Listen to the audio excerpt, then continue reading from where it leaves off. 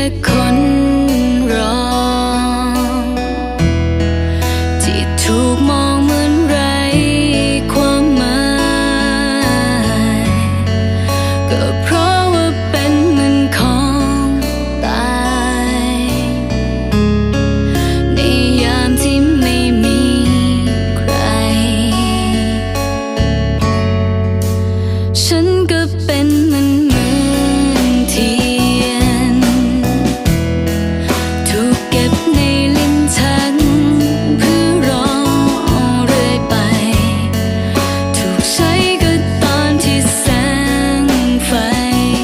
ดับไปถึงคนเพื่อจะใช้กันคนที่มีความสำคัญแค่วันที่เธอเสียใจ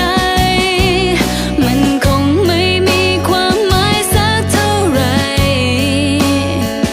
จะเจ็บจะช้ำจะทนถ้ายังไหวตราบจนเทียนไขนั้นจะละลายหมดลงไปที่อยู่เป็นแสงที่ส่องแม้อาจไม่ถึงใจแค่พอรำไรให้เธอนั้นยังมองเห็น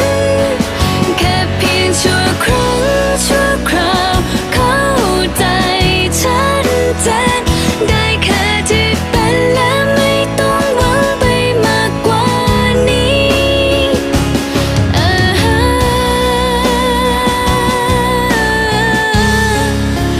แม้จะต้องเสียใจ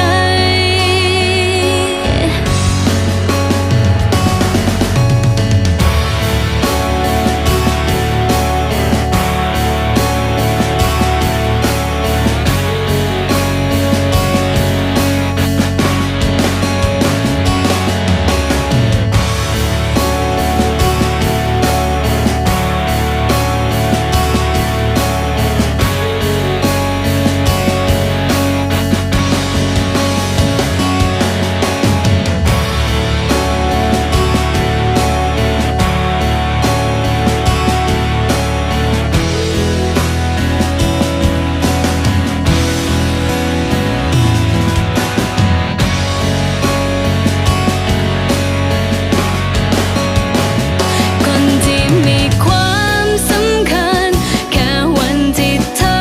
เสียใจมันคงไม่มีความหมายสักเท่าไหร่จะเจ็บจะช้